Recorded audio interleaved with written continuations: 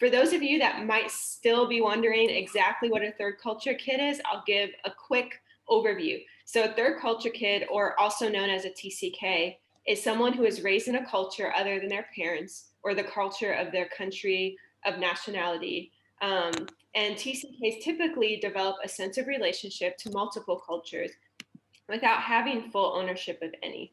So TCK kids might include missionary kids or military kids or diplomatic kids, or maybe kids who their parents studied in another country, like all sorts of different ones.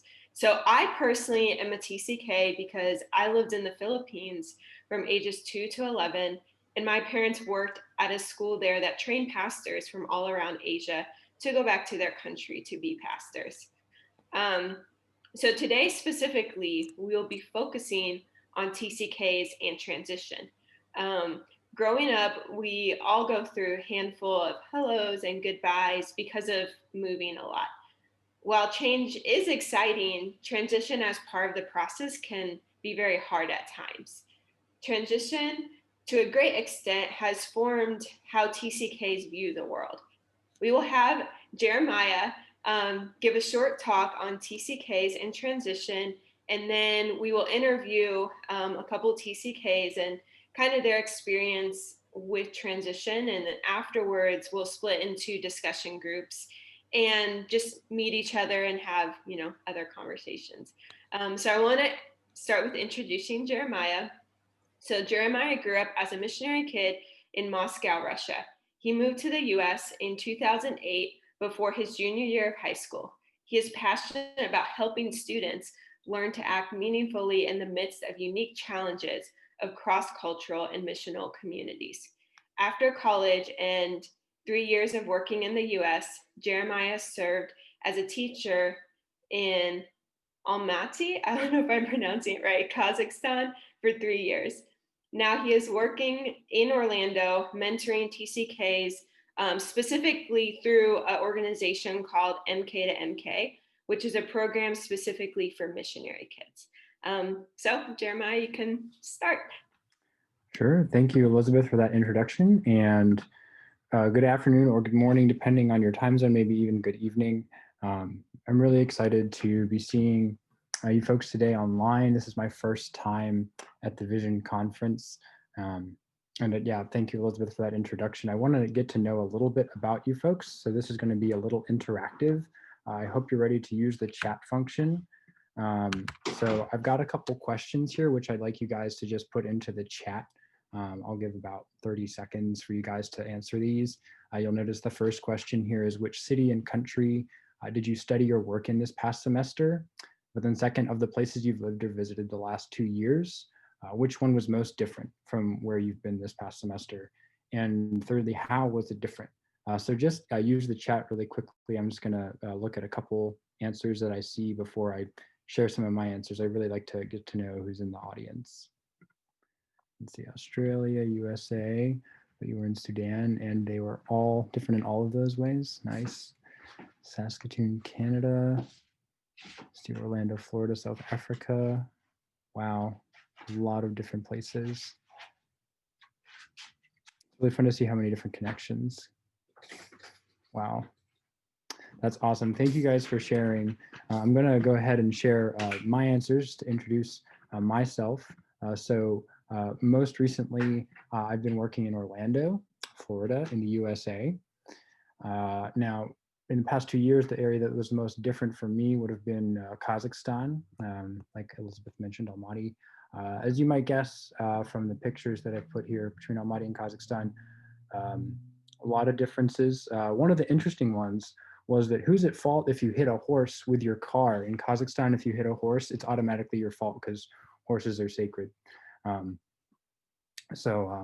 that's a little bit about me. And like she mentioned, like Elizabeth mentioned, I was born in the USA, but I grew up in Moscow, Russia.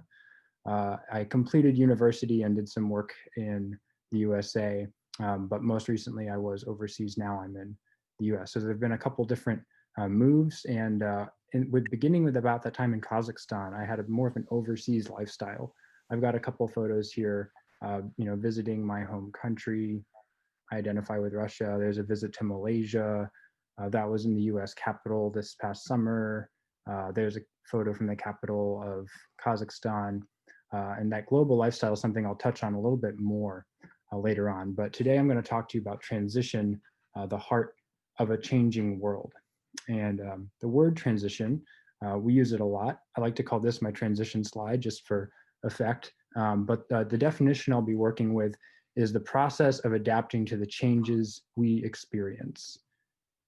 I'm just going to say that twice. The process of adapting to the changes we experience. So when we think about transition, think about it in connection with the word change, because there's a lot of change that happens, kind of physical, environmental change. And so think of change as kind of the physical external events that happen. Maybe they happen to us, maybe they happen in us, but transition is more the psychological, emotional journey that we go through as we try to shift from one place to another or from one state of being to another. Another way to think about it is that you might be able to see change from the outside as an observer, but transition may be invisible to the onlooker. And I want to give a couple examples of transitions. We might really easily think of international moves. It's a more obvious kind of transition. Other transitions we might think of would be finishing school. We have a huge graduation celebration, and we have a really clear different expectations for someone who's in school than someone who has finished school. And even major promotions in professional work. When you have a whole lot more responsibility, people start to ask, like, I want to talk to your manager, because we see managers different than we see an entry-level worker. But there are more subtle transitions. For example, losing a relative or changing in work responsibilities. It might not be that you're promoted, you just start to do different tasks and you have to go through a shift at work, or a prolonged injury or illness. And these could be subtle in some ways just because you don't realize how long they are. But these are all examples of transitions, and they are occurring constantly. Now, I want to ask some questions for you to connect transition to your experience. In the past 5 years, you can use the chat again. You can see that it begins in January 1st, 2016. It's now 2021, so it's been 5 years. How many mailing addresses have you had? And second, what is one of the most significant transitions you've navigated the past 5 years? All right, let's see a lot of numbers. 431.4. No, the answer to 1 is 4. Got it. Yeah. 3, 5, 3, 3, 5 or 6, 1. I imagine you could be thinking, well, if you'd asked me like a couple of years ago, it would have been way higher, way lower, right? Awesome. 4 or 5. Cool. Now I'm going to share some of my answers. So for me, that would have been 8 addresses in the past 5 years. And we didn't get to talk as much about maybe the most significant transition, current transition for Tanya. For me, that was getting engaged. So in November, I got engaged. And so there's a whole lot of transition going on there. And I'm very excited about it. I love transition stats, so I'm going to just share a couple more stats to think about how transition will be significant. So these stats are from my life in the past 11 years. I've had 15 mailing addresses, lived in 7 cities in 2 countries. I visited 5 countries that I didn't live in. I had 16 roommates from 5 different countries. If you can't see behind the videos, it's 4 roommate nationalities. I've had 6 employers, 10 jobs, and 5 churches. So those are some stats from my life. If you're feeling competitive, you can count up your numbers after this. But the reason that I'm sharing that, I'm 28 years old, and 18 to 28 is actually characterized by a really high amount of change, a really high number of transitions, more so than most of the other phases of life for most folks. And from what I understand, most of us in the room are somewhere in that age range, maybe a little bit younger. And if you're younger, you can look forward to this crazy season when more changes than ever before. And so whether you're an international or if you are someone who's grown up in the same country your whole life and never left, this is a busy season. That's another aspect of our reality that makes transition significant, is something called globalization. And you can see my definition here on the slide. It's people and resources moving increasingly faster and further. And the key word in there is increasingly. So I think we, for the most part, know that our grandparents didn't get as many chances to fly as we did, but they got to fly. I think a lot of us have probably flown more frequently or more times than our grandparents by the time that we've reached the age at which we are. So by the time my grandfather was 28, he did not fly nearly as many times as I have flown. But it's happening increasingly faster. So not only is the pace picking up, but it seems to be exponential. And internet and social media have accelerated the rate at which we get to encounter each other, whether or not we've even traveled. And so I have another word here that's key to our reality, and that's pluralism, which is simply people with different beliefs and practices living together. Now, that is not a new thing, as long as people groups have existed and been different from one another. Some of them have lived next to each other in more or less agreeable terms. And so there've always been people living together with different beliefs and practices. But that together with globalization is a huge, there's a lot of people encountering diversity at a higher rate. It used to be that you had to be kind of a traveling person who wanted to experience the other, but now everybody's visiting everywhere. And so there's just a whole lot of more different all over the place. Now, this increase in interaction of people has brought about some great attention to the people groups that become prominent and that flourish in this environment. Elizabeth already introduced the word TCK, and I'm going to give a little bit more context to that word. So you can see I've got a little diagram here. Globalization and pluralism kind of did not create, but leads to an increase in cross-culture kids, or CCKs is a broader term, which means people who grow up with a significant relationship to more than one culture, right? So that encompasses a whole lot of people. I'm going to throw up a diagram here. Cross-culture kids is a huge group. It includes people like children of immigrants, children of refugees, multicultural children, international adoptees. It also includes TCKs.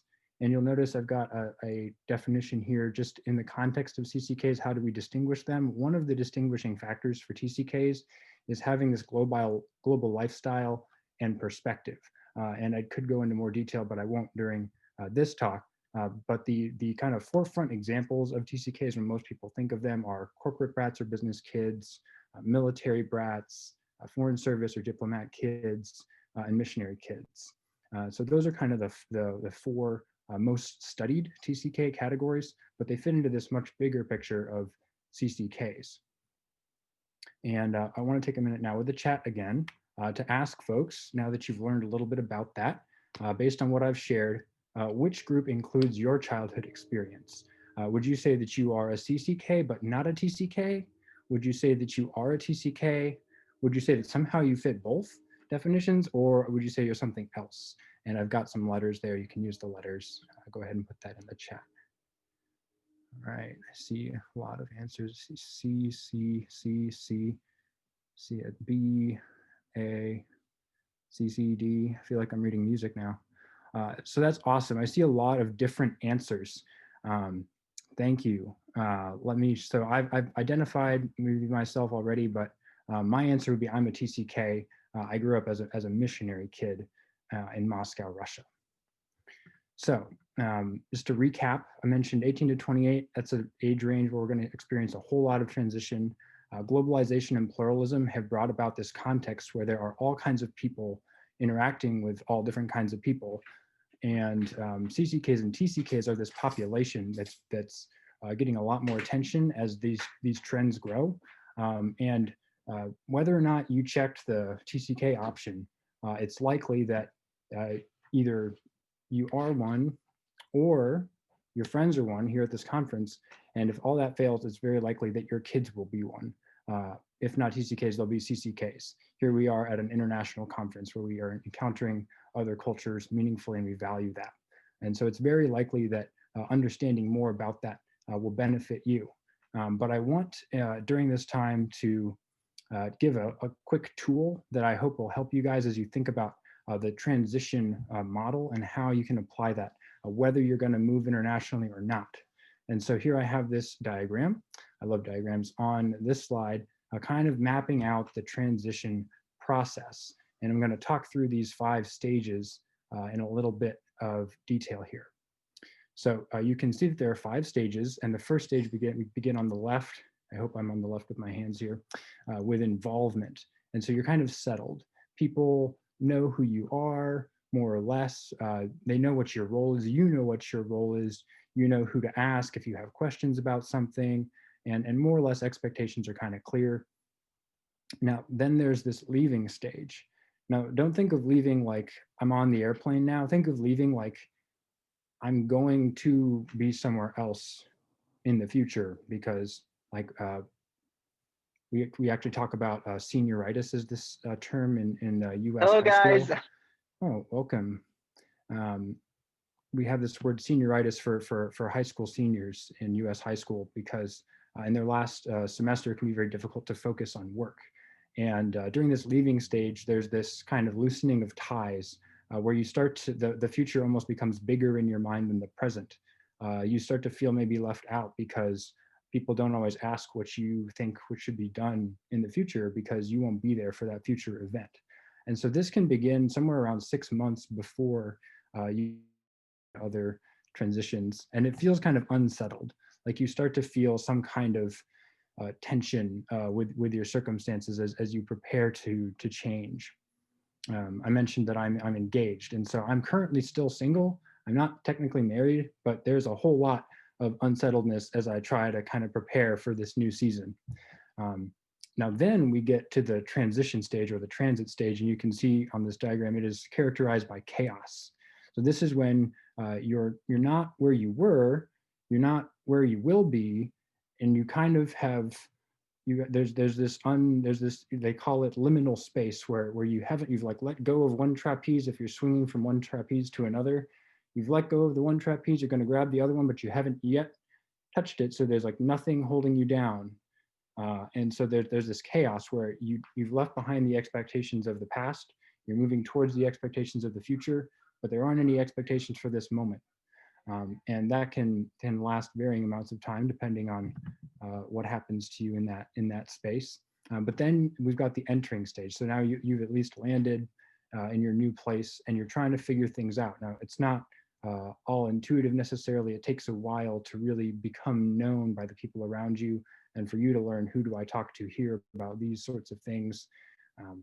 And so while you're resettling, you're making connections, but you haven't become fully known. And then finally, the re-involvement stage, where you are settled, people know who you are, they know what to expect from you and what you do, you know what they do and what to expect from them. And that's a really quick overview on the 5 stages of transition. And that's from Interaction International, created by David Pollock. I have a couple questions that I hope you get to discuss later on. We're going to switch to a different event now, but these are some questions I'd love for you to reflect on when you have time. One being, what transitions are closest to your heart? Another, what transitions are closest to the hearts of the people around you? And what role do you want to play in those? And lastly, how has your understanding of God changed as you navigate transition? I have my email address on this slide. I'd love to talk in more detail about this. Transition is something I'm very passionate about, and helping people understand it and navigate it is something I love to do. So thank you again for giving me time to speak. Elizabeth, I'll turn it back to you. Yeah, and Jeremiah, maybe if you want to put those questions in your email in the chat box so that people have it. Thank you so much for sharing. I really enjoyed hearing from you and learning from you. Okay, so our next thing is we're going to go into interview questions. And so we're going to interview Catalina and Moyad. So I'll let them introduce themselves. And just the first question I have for them that will help them introduce is basically, where are you guys now? What is it that you do? And what makes you a TCK? So, Catalina, would you go first? Well, yeah, so hi everyone, my name is Catalina. I'm currently in Orlando, Florida. I'm studying at Rollins College. I'm pursuing international business. What makes me a TCK? My upbringing. So I was born in Orlando. I grew up in San Jose, Costa Rica. I lived in France for a couple years, and I moved back to the US about 3 years ago. So yeah. Awesome. How about for you, Moyad? Hey, how are you guys doing? This is Moyad. I currently live now in Georgia, Lawrenceville, and I'm a pre-dental. This is the second year for me in college, and I work so far for now in a dental clinic to help my application. And I was born in Syria. I moved out of Syria when I was 5 years old, and pretty much I grew up in Jordan. And then on the age of 17, I came to the U.S. to finish my studying and hopefully, become a dentist. Yeah, awesome. So the first question I have for you guys is, what kinds of emotions did you have in preparing for your transition? And what did you feel like before, during, or after? Okay, so before I came to the US, I had a lot of fear. Um, a lot of fear of, I speak Arabic. My culture is completely different, and the language is also completely different. There's a lot of things, whether all that stuff is pretty much different. But my biggest concern was about communication. I'm, to be honest, very social person. I like to talk and like kind of like put my business and and just talk to people, get to know more people, no matter what those people might look like, and then just trying to get a new people, and my biggest concern before I came to the US was a language issue. In the Middle East we do learn English, but not as much, as much like you can be able to communicate with people. And also a culture, there was a lot of concern for me about a culture. I had a lot of fear from people before because I've never met an American or like talked to an American. So I had a lot of fear of the people going to accept me of who I am as a Muslim, as a guy came from the Middle East, as a guy who never lived in the US. All that stuff was a big concern before I came to the US. But thankfully, when I came to the US and I started to talk to the people and I started to get into the people and all that stuff, it literally switched my concern and fear to so much of happiness. And I'm really thankful for God of meeting such a great people who made me feel that I'm literally an American. In fact, I wasn't speaking English well. I didn't know anything about the U.S., but they made me feel that I'm from the country, here, and they were helping me out with the language, guiding me to so many things in the world, guiding me to stay out of trouble, of course, and all that stuff. And I'm so thankful for that. It's switched from being concerned, being worried and afraid, and to someone who's so happy and thankful for being in the US and thankful for meeting so many such a nice people like American generally. Yeah, yeah. I'm so glad you had a good transition experience, because I know that can be really hard and not everyone is able to have that easy transition. Of course. So how about for you, Catalina? Yeah, I think for me, I can so, like resonate with what Moyed was talking about in terms of, fear, the anticipation, thinking about what's coming, and also what you're leaving behind, you're leaving friends, a lifestyle, comforts, things that you're used to. And then obviously there's the expectation of the things that you're looking forward to, whether it be, like a job or school or the people you're going to see on the other side, or I don't know. I feel like every transition brought up different emotions before, during, and after. I think some emotions were very, like the fear or maybe the excitement, or even, I don't know, sometimes in a couple of transitions, maybe it was just this numbness of, okay, I've already done this thing of transition and now I'm just kind of going into the next thing. And I think what was actually healthy was kind of taking a step back and being like, okay, so what really is going on, what really am I looking forward to, or what really am I leaving behind? So I don't know, I can't really pinpoint like the specific emotions. I think it's like a lot of different things. And it's interesting, like I moved to Costa Rica when I was 8. And I think a lot of the anticipation was being in this country where there was mountains and volcanoes and new people to meet. And obviously from the perspective of an 8-year-old, it's very different from someone that's 18 that's going to move to France on her own without her family. So the view of the future is different. The things that you're looking forward is different. But I think that what has kind of been inevitable in every transition has been the highs and lows, and kind of understanding that in the midst of it, like consistent, and He is with us, and we can be comforted with that. That even in the midst of what could be emotional turmoil, or what could be peace, like He is our peace. So I don't know. Did I answer the question? Yeah, that was perfect. Okay. Okay, so another question I have is, how much did your expectations of what transition was going to look like match what actually happened? Okay, I'll go first. That's fine. Okay. Could you repeat the question one more time, Elizabeth? Yeah, so how much did your expectations of what transition was going to look like match what actually happened? Okay. From my friends, I had that idea. From my family, I had that idea, and most importantly, from me, before coming to the U.S. In Jordan, there is not a lot of difficulties, like just like an American here.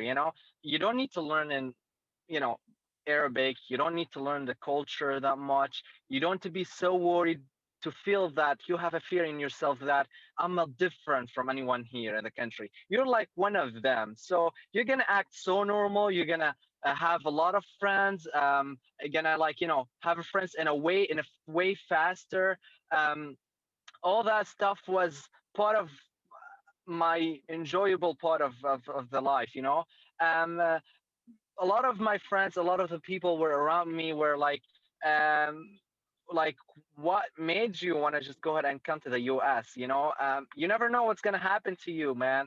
It's like a whole different country, and it's like you never know how the people is gonna treat you out there. You're like a different person. Some people were talking positive, and some people were talking negative as well. But there is a lot of effect. There's a lot of concern in my mind, because that's literally one of the biggest move I've done in my entire life.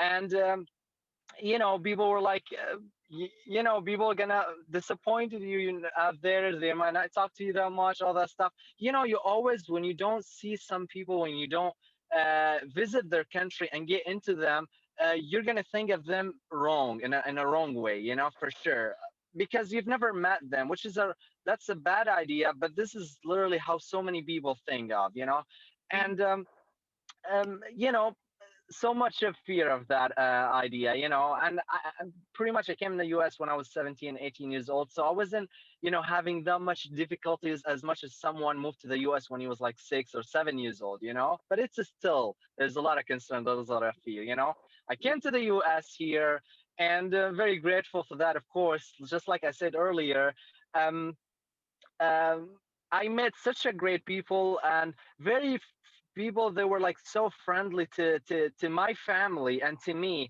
And one of the nicest story that happened to me, that was literally the third day in the US. We met with a friend of us, and that was a friend of our family right now. And when they welcomed us from the airport, they met us from the airport, and they were like, guys, we're going to be a friend forever. Okay, no matter what happens, we're going to be a friends forever. Such a nice word, made me so comfortable to like be thankful for the decision we've made, and also my family made. And then we went to the Publix to go and grab some snacks and stuff like that. And that was 4 years ago, and so many people was, because we were wearing, my mom and sister wear a little different than here, so everyone was like looking at us, and I was like, oh gosh, here's what's going on, but no, they were looking at us and welcoming us and helping us, trying to help us out. And the family, they were with us from the airport, they were like, okay guys, so this has a pork, this doesn't have a pork, helping us so much and making us feel like we're in home. So that idea, the bad idea I had before I came to the US, where people might disappoint me because I don't speak the language, they might be so confused why I don't eat pork, drink alcohol, all that stuff. It turned to that very understandable. People are very understandable to and respect to my religion, my culture, my language, and that was. I'm so grateful for that change, and I expect something, but thankfully, the reality was something a lot better. Well, thanks for sharing your story with us. Sure. So for the sake of time, Catalina, I'm going to ask you a different question so that we can address this part too, is what major life transitions have shaped how you view yourself today?